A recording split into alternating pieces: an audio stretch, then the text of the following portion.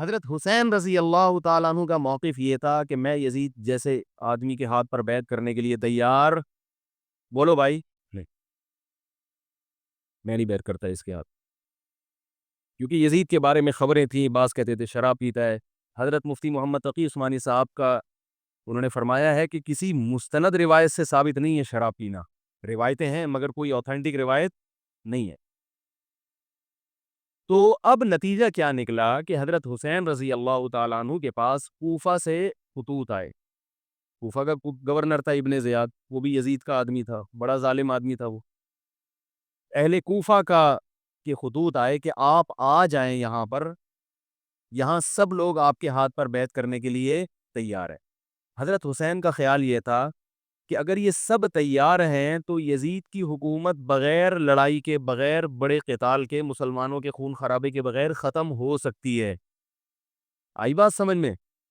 جو انفارمیشن آپ کو ملی تھی، جو نالج آپ کو ملی تھی، وہ نالج غلط تھی۔ اگر وہ نالج صحیح ہوتی تو حضرت حسین کبھی کربلا کی طرف رخ نہ کرتے، کیونکہ حضرت حسین کا موقف بھی یہی تھا کہ مسلمانوں کی تلواریں آپس میں نہ چلیں۔ حضرت حسین رضی اللہ تعالیٰ عنہ کے پاس جب 50 سے زیادہ خطوط آئے ہیں اہل کوفہ کی طرف سے کہ آپ آئیے، آپ آئیے، آپ آئیے، تو پہلے حضرت حسین رضی اللہ تعالیٰ عنہ نے اپنے رشتہ دار جو آپ کے چچزاد تھے مسلم بن عقیل، ان کو بھیجا۔ نتیجہ کیا نکلا؟ مسلم بن عقیل کا وہاں پر حکومت نے گرفتار کر کے ان کو قتل کر دیا۔ اب یہ ایک ایسا ظلم تھا جس کے ظاہر ہے کہ کسی کو سفیر بنا کے بھیجا جائے، کسی کو حال احوال دیکھنے کے لیے بھیجا جائے، اور حضرت حسین کی نیت ہرگز بغاوت کی نہیں تھی، مگر کوفہ کے گورنر کو اور یزید کو یہ خیال تھا کہ خلافت کے اصل اہل یقیناً یہی ہیں، کہیں ایسا تو نہیں ہے کہ یہ امیر بننا چاہتے ہیں، یہ خلیفہ بننا چاہتے ہیں۔ ایک خوف اس کے دل میں بیٹھ گیا تھا، ایک لاشعور میں خوف ہوتا ہے نا، انسان کے دل میں بیٹھ جاتا ہے کہ آپ 100 دفعہ بھی کہیں بھی میری یہ نیت نہیں ہے، مگر وہ ڈر رہا ہوتا ہے کہ یار یہ کچھ کر نہ لیں۔ تو جب مسلم بن عقیل کو شہید کیا گیا، حضرت حسین رضی اللہ تعالیٰ عنہ جا چکے تھے۔ جب حضرت حسین رضی اللہ تعالیٰ عنہ کوفہ کی طرف جا رہے تھے، بہت سارے صحابہ نے آپ کو منع کیا، جن میں عبداللہ ابن عمر رضی اللہ تعالیٰ عنہ بھی تھے، عبداللہ ابن عباس رضی اللہ تعالیٰ عنہ بھی، کہ آپ یہ کام نہ کریں۔ بعض نے تو کہا کہ ہمیں آپ کی شہادت کا یقین ہے، کیونکہ جس حالات میں آپ جا رہے ہیں حکومت یہ سمجھے گی کہ بغاوت کرنے آ رہے ہیں، لہذا وہ آپ کو کیا کرے گی؟ اس بیس پہ قتل نہیں کرے گی کہ آپ نواسہ رسول ہیں، کیونکہ وہ بھی مسلمان تھے، اس بیس پہ قتل کرے گی کہ آپ کی نیت کیا ہے، حکومت کے خلاف بغاوت۔ تو ان کے پاس ایک اپنے آپ کو برحق ثابت کرنے کے لیے ایک دلیل ہوگی کہ حکومت کا باغی جو بھی ہو اسے کیا کر دو، قتل۔ رسول اللہ صلی اللہ علیہ وسلم نے فرمایا، صحیح حدیث ہے، کہ جب مسلمان کسی ایک امیر پہ جمع ہو جائیں تو اس کے خلاف جو بھی اٹھے، نبی نے فرمایا اس کو قتل کر دو، کائنم من کان، چاہے وہ اس کے خلاف اٹھنے والا کتنا ہی نیک کیوں نہ ہو۔ یہ حدیث کے الفاظ ہیں۔ حضرت حسین کا موقف یہ تھا کہ میں نے ابھی تک یزید کی خلافت اور حکومت کو تسلیم نہیں کیا، لہذا میں اس وعید میں داخل نہیں ہوں۔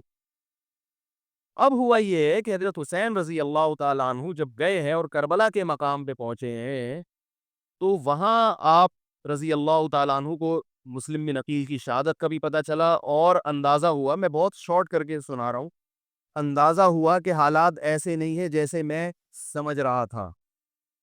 عبید اللہ ایک جو ابن زیاد تھا بدبخت، اس نے حضرت حسین کو یہ کہا کہ بغیر کسی شرط کے حضرت حسین کو گرفتار کر کے لاؤ اور میرے ہاتھ پر بیعت کراؤ۔ یہ رسول اللہ صلی اللہ علیہ وسلم کے نواسے کی توہین تھی کہ آپ صلی اللہ علیہ وسلم کے نواسے ہیں اور ان کے ساتھ ایسے معاملہ کیا جائے جیسے ایک عام شخص کے ساتھ معاملہ کرتے ہیں، ان کو گرفتار کر کے معاذ اللہ گھسیٹ کے لاؤ اور میرے ہاتھ پر بیعت پر کیا کرو، ان کو مجبور کرو۔ حضرت حسین رضی اللہ تعالیٰ عنہ کا کربلا کے میدان میں موقف یہ تھا کہ میں اگر بیعت ہوں گا تو ڈائریکٹ یزید کے ہاتھ پہ بیعت ہوں گا جو مسلمانوں کا خلیفہ ہے، ابن زیاد کے ہاتھ پر بیعت نہیں ہوں گا۔ یہ بھی اس تاریخ کا ایک اہم پہلو ہے کہ حضرت حسین نے کوفہ جانے کا ارادہ ترک کر دیا اور کربلا سے شام جانے کا آپ رضی اللہ تعالیٰ عنہ نے ارادہ کر لیا.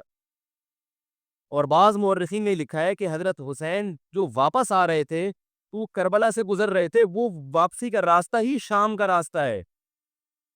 نہیں یاری بات میرا خیال ہے سمجھ, وہ جس ٹریک پر چل رہے تھے وہ راستہ کون سا ہے, وہ شام کو جاتا ہے. یہ اس کی علامت ہے کہ آپ یزید سے ملاقات کے لیے, مذاکرات کے لیے تیار, بولو بھائی, ہو چکے تھے. کہ میں خود براہ راست یزید سے مل کے حال احوال دیکھتا ہوں, اگر مجھے سمجھ میں آئے تو میں اس کے ہاتھ بیعت ہو جاؤں گا. حضرت حسین رضی اللہ تعالیٰ عنہ کا مقصد حکومت کے خلاف تلوار اٹھانا, بولو بھائی, نہیں تھا, ورنہ وہ اس کے لیے تیار نہ ہوتے. مگر جو ابن زیاد تھا اس نے حضرت حسین رضی اللہ تعالیٰ عنہ اور آپ کے ساتھ جتنے اہل بیت تھے ان پر ظلم یہ کیا اس بدبخت نے کہ اس نے انہیں شام جانے کا راستہ نہیں دیا, اور اس میں اپنی توہین محسوس کی کہ میرے ہاتھ پر بیعت کیوں نہیں ہو رہے, اور لشکر بھیجا جس لشکر نے چاروں طرف سے حضرت حسین رضی اللہ تعالیٰ عنہ کو گھیرا.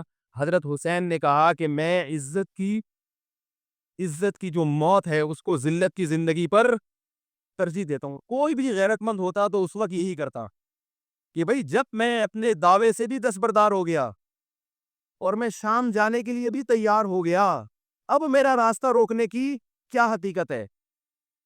اللہ تعالیٰ کوفہ کے گورنر کے ذریعے حضرت حسین کا قتل کروانا چاہتے تھے تاکہ اس کی بدبختی ساری دنیا کے سامنے ظاہر ہو جائے.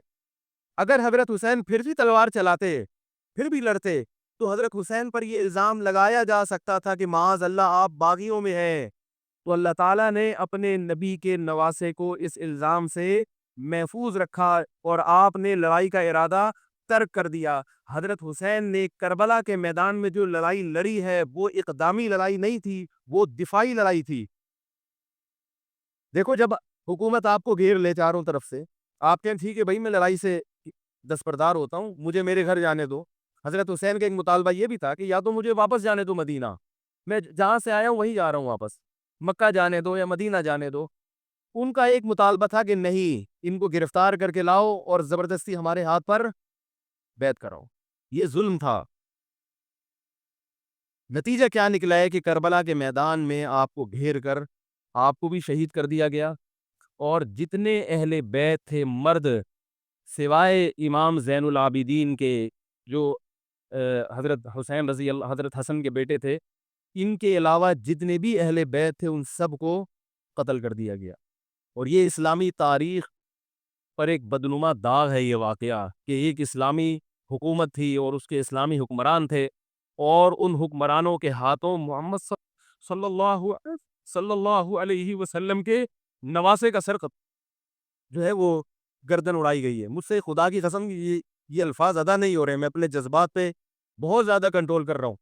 وہ منظر کیا ہوگا کہ جب نبی صلی اللہ علیہ وسلم کے نواسے, آپ صلی اللہ علیہ وسلم کے نواسے کی گردن اڑائی گئی ہو, تو یہ بہت ایک اسلامی تاریخ میں ایک بدترین واقعہ ہے. لیکن بات یہ ہے کہ جب یہ واقعہ ہو گیا اور قتل کر دیا گیا, باقی جتنے بھی جو زندہ بچے تھے اہل بیت وہ یزید کے پاس لے جائے گئے. روایات میں آتا ہے کہ یزید نے ان کا اکرام کیا اور ان کو عزت کے ساتھ تحفے تحائف دے کر واپس کیا.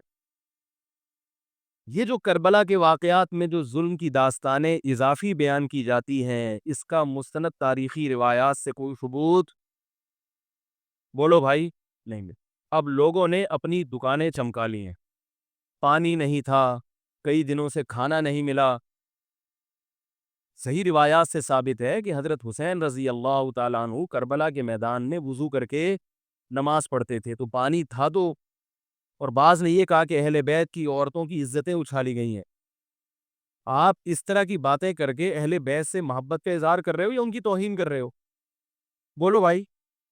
اگر کوئی عزت دار پاک دامن عورت ہو, بالفرض اس کی عزت پہ ڈاکہ ڈلتا ہے, بالفرض, تو آپ اس بات کو چھپاؤ گے نا, آپ جھوٹ بولو گے, بولے کہ نہیں بھائی اس کی عزت پہ کوئی آنچ نہیں آئی ہے. کیونکہ جب عورت کی عزت کو آپ کوئی تار تار کر دے اور آپ ممبر پہ بیٹھ کے اس کو بتا دو, تو وہ عزت تار تار ہونے سے اتنی بے عزتی نہیں ہوگی جتنی اس بات کو بیان کرنے سے اس کی بے عزتی ہوگی. حقیقت یہ ہے کہ کسی مستند روایت سے ثابت نہیں ہے کہ اہل بیت کی عورتوں کی عزتوں کو اچھالا گیا. وہ نبی کے گھرانے کی عورتیں تھیں, ان کا ناخن بھی کوئی نامحرم مرد نہیں دیکھ پاتا تھا. دوپٹہ اتر گیا زینب کا اور زینب کی چادر چھن گئی. یہ سب غلط ہے, یہ سب من گھڑت باتیں ہیں. چونکہ وہ بہرحال مسلمان تھے جو حضرت حسین کے خلاف لڑ رہے تھے, ظالم تھے, اس میں کوئی شک نہیں ہے. اس سے بڑا ظلم اس کائنات میں ہوا نہیں ہوگا کہ ایک شخص جو اپنے آپ کو مسلمان کہتا ہے اور وہ نبی کے نواسے کو قتل کر دے اور اہل بیت کو قتل کر دے. اسلامی سیاست میں اتنی گندی تاریخ ہمیں کبھی بھی نہیں ملتی. حضرت عثمان کا بھی قتل ہوا, وہ بھی بہت بڑا ظلم تھا, مگر یہ ظلم اس ظلم کی نوعیت سے بڑھ کر تھا, کیونکہ حضرت عثمان کا قتل حکومت کے ہاتھوں نہیں ہوا ہے, باغیوں کے ہاتھوں ہوا ہے. یہاں حضرت حسین کا قتل کس کے ہاتھوں ہوا ہے؟ حکومت کے ہاتھوں ہوا ہے, جس پر لوگ بیعت کر چکے تھے. تو یہ اسلامی تاریخ میں ایک بہت بڑا بدنما داغ ہے, مگر اس کو بیان جس انداز سے کیا جاتا ہے اور جتنے قصے کہانیاں من گھڑت سنائے جاتے ہیں ان کا حقیقت سے تعلق نہیں ہے. ہماری نظر میں چاہے پانی بند کیا ہو یا نہیں کیا ہو, کھانا ملا ہو یا نہیں ملا ہو, ہماری نظر میں حضرت حسین رضی اللہ تعالی عنہ کا سر قلم کر دینا ہی کائنات کا بدترین ظلم ہے. یہی ایسا ظلم ہے کہ جس پر جتنا غم کیا جائے کم ہے. غم منایا نہیں, غم کیا جائے. منانا الگ چیز ہے, غمزدہ ہونا الگ چیز ہے. لیکن جو آگے اس میں تڑکا لگایا جاتا ہے اس کا حقائق سے تعلق, بولو بھائی, نہیں ہے. یہ دکانیں ہیں جو چمکائی, اس میں سب برابر ہے, شیعہ بھی سنی بھی. بہت سارے سنی علماء بھی کربلا کے واقعے کو بہت ہی بھیانک انداز سے بیان کرتے ہیں, اور مقصد کیا ہوتا ہے؟ پبلک کو رلانا. ایک رونا وہ ہوتا ہے جو خود سے آئے, اور ایک رونا ہوتا ہے باقاعدہ آپ کو آرڈر پہ رونے کے لیے اور رلانے کے لیے بلایا جائے. وہ رمضان میں نے بتایا تھا نا کہ میں نے ختم قرآن پہ دعا کی تو مجھے رونا آ گیا, بہت زیادہ رونا آیا. اگلے دن صاحب کہنے لگے مولوی صاحب آج بھی ایسی دعا ہو جائے. میں نے کہا میں آرڈر پہ نہیں روتا, میں آرڈر پہ نہیں روتا. اب تو آ بھی رہا ہوگا تو نہیں آئے گا. نہ انسان کسی کے مشورے سے ہنس سکتا ہے اور نہ انسان کسی کے مشورے سے روز. اگر آپ کسی کے مشورے پہ رو رہے ہیں اس کا مطلب ڈرامے بازی. آپ کو فلم کا ایکٹر ہونا چاہیے, آپ کو ڈرامے جوائن کرنے چاہیے, وہاں آپ اچھے چل سکتے ہیں. جیسے کہ ہمارے ایک مشہور اسکالر ہے, ان کے بارے میں لوگ یہ کہتے ہیں ان کو فلموں میں ہونا چاہیے تھا, پتہ نہیں یہ جیو پہ کیوں آ رہے ہیں. وہ آرڈر پہ روتے بھی ہیں, آرڈر پہ. اب چونکہ یوٹیوب کا دور ہے, میں پہلے جو کربلا کے واقعات جو لوگ بیان کرتے ہیں ان کی تقریریں نہیں سنتا تھا. اب کیا ہوتا ہے, بعض دفعہ بیٹھے ہوئے ہیں کہیں سفر پہ جا رہے ہیں تو یوٹیوب کی ویڈیو, ہم نے کہا چلو یار ہم بھی سن لیں. ایسی چہک چہک کے منہ بنا بنا کے گھما گھما کے تقریریں ہوتی ہیں, لگتا ہے کہ یہ باقاعدہ ایک ڈرامہ ہے, اداکار ہے, فنکار ہے جس کو ڈرامے بازی کے لیے یہاں پہ یہ حضرت حسین کی شہادت کو کیش کرا رہے ہیں. یہ حضرت حسین سے محبت کرنے والے نہیں ہیں, یہ ان کی شہادت کو دیکھو. اس کی مثال ایسے جیسے کوئی محلے میں مر گیا, کسی سیٹھ کا بیٹا مرا, اب آپ کو سیٹھ سے قرضہ چاہیے تو سب سے زیادہ آپ روگے نا, تاکہ سیٹھ صاحب سمجھیں کہ محبت سب سے زیادہ کس کو ہے؟ آپ کو. تو آپ اس کی بیٹے کی موت کو کیا کرا رہے ہو؟ کیش کرا رہے ہو. بعض لوگ کسی کی شہادت کو کیش کراتے ہیں, کسی پہ ظلم کو کیش کراتے ہیں. تو میں پھر عرض کروں کہ بہت بدترین واقعہ ہے. حضرت حسین رضی اللہ تعالیٰ عنہ کا سر لے جایا گیا یزید کے پاس. یزید بدبخت نے چھڑی سے آپ کے ہونٹوں کو چھوا. وہاں صحابی رسول نے فرمایا کہ ایسا مت کرو. فرمایا اللہ کی قسم میں نے ان ہونٹوں پہ بارہا محمد صلی اللہ علیہ وسلم کے ہونٹ رکھے ہوئے دیکھا ہے. بارہا میں نے دیکھا ہے کہ محمد صلی اللہ علیہ وسلم نے ان ہونٹوں کا بوسہ لیا ہے. بارہا میں نے دیکھا ہے. ان صحابی کے دل پہ کیا گزر رہی ہوگی جو حضرت حسین کے ساتھ یہ حرکت دیکھ رہے ہوں گے, جبکہ اسی حسین کو انہوں نے بارہا نبی کی گود میں بھی دیکھا اور بارہا نبی کے ہونٹوں کو بھی ان ہونٹوں سے مس ہوتے ہوئے دیکھا. تو جب یہ سر ان کے سامنے رکھا ہوگا اور اس کے ساتھ یہ حرکت ہو رہی ہوگی, ان صحابی کے جذبات کیا ہوں گے. مگر اس کے باوجود جو بتانے کی بات ہے, جو میں بتانا چاہتا ہوں, انہوں نے یزید کے خلاف بغاوت نہیں کی. کہ جس یزید نے حضرت حسین کا یہ حشر کر دیا ہو, اگر اس کے خلاف بغاوت ہوگی تو باقی مسلمانوں کا کیا حشر کرے گا.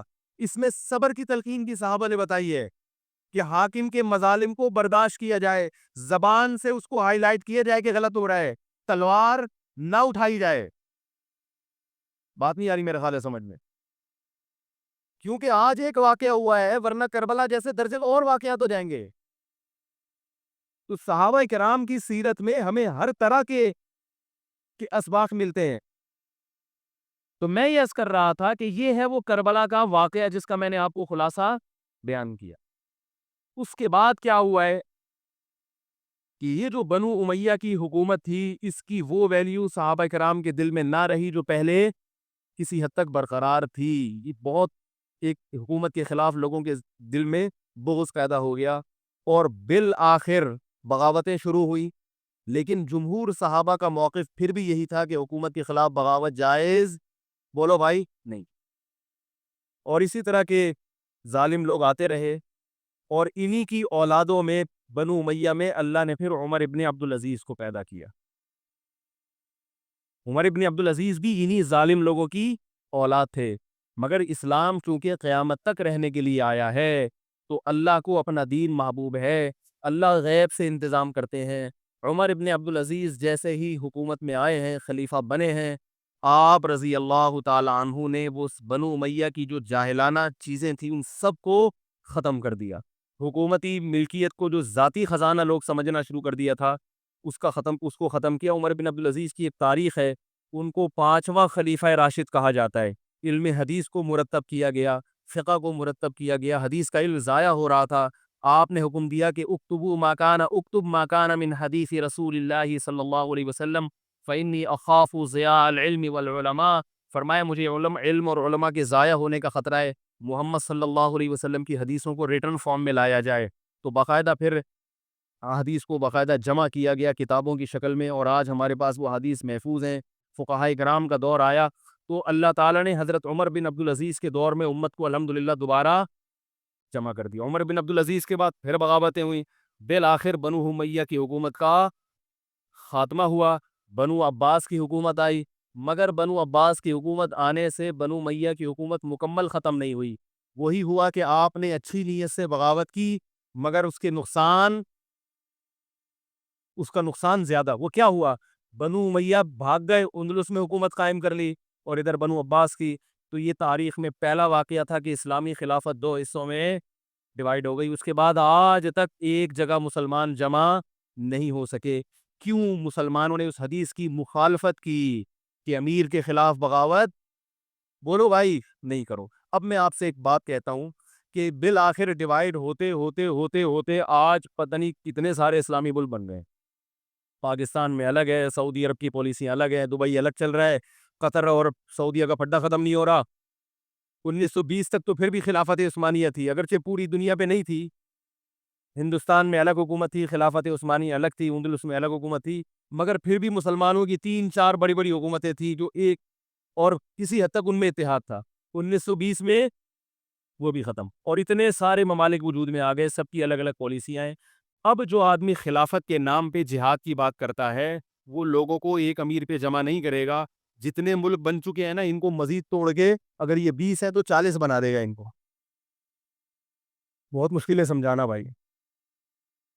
اب اگر کوئی کہتا ہے نا ظالم حاکم کے خلاف تحریک چلاؤ, آؤ ہمارے ساتھ مسلح بغاوت میں شامل ہو, ہم حکومت کے خلاف تلوار اٹھائیں گے, تو نتیجہ کیا نکلے گا؟ یہ سارے مل کے ایک امیر نہیں بن جائیں گے. یہ اگر 20 ہے نا تو کتنے ہو جائیں گے؟ بولو بھائی, 40. جیسے جو جماعت المسلمین بنی نا کہ 4 فقہ ہیں, حنفی, شافعی, مالکی, حنبلی, یمنی مانتے, تو سب کو ختم کرو, ایک بناؤ. تو اس ایک بننے سے یہ ختم نہیں ہوئے, بلکہ 4 کے بعد کتنے آ گئے؟ 5 ہو گئے. نہیں آ رہی بات میرا خیال؟ آ رہی ہے الحمدللہ. اور بھی جو بھی اس کی باتیں کر رہے ہیں نا امت کو اتحاد کے لیے, آ جاؤ میرے پاس آ جاؤ, تو وہ 6واں بنا رہا ہے, 7واں بنا رہا ہے, پھر 8واں بنا رہا ہے, ایسے بنتے چلے آ رہے ہیں. او بھائی جو ہے وہاں بریک لگا دو, اللہ کا واسطہ روک دو ان کو, کوئی بات نہیں. 4 ہیں, جو جس کو فالو کرے ٹھیک ہے, کچھ نہیں ہوتا اس سے, ہمیشہ سے چلے آ رہے ہیں. تو اب اگر ایک خلیفہ نہیں ہے, ہونا تو چاہیے ایک ہی خلیفہ, نہیں ہے تو جو ہے اسی پہ گزارا کرو, ورنہ اس سے بھی جاؤ گے, تمہاری کوئی مضبوط طاقت اور قوت ہوگی نہیں. کافر جب چاہے گا تمہیں ٹیشو پیپر کی طرح استعمال کر کے پھینک دے گا.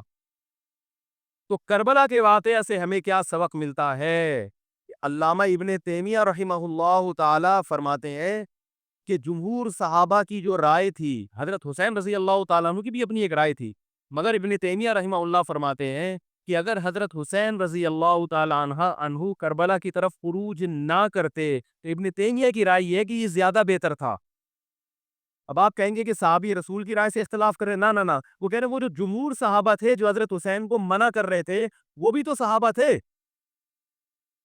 حضرت حسن بھی تو صحابی تھے، حضرت حسن نے حضرت معاویہ کے خلاف لڑائی نہیں لڑی، تو صحابہ کی دو رائے تھی، جمہور ایک طرف تھے، تو فرماتے ہیں اگر یہ نہ ہوتا تو زیادہ بہتر تھا، لیکن حضرت حسین رضی اللہ تعالیٰ عنہ کے بارے میں ہمارا موقف یہ ہے کہ وہ یہ سب کچھ اس وقت کے جو حالات تھے اس میں کوئی بھی ہوتا اور غیرت مند ہوتا تو وہ یہ کرنے پر مجبور تھا، اور اس میں دھوکہ کس نے دیا حضرت حسین کو؟ اہل کوفہ نے، جس کا حضرت حسین کو علم نہیں ہو سکتا۔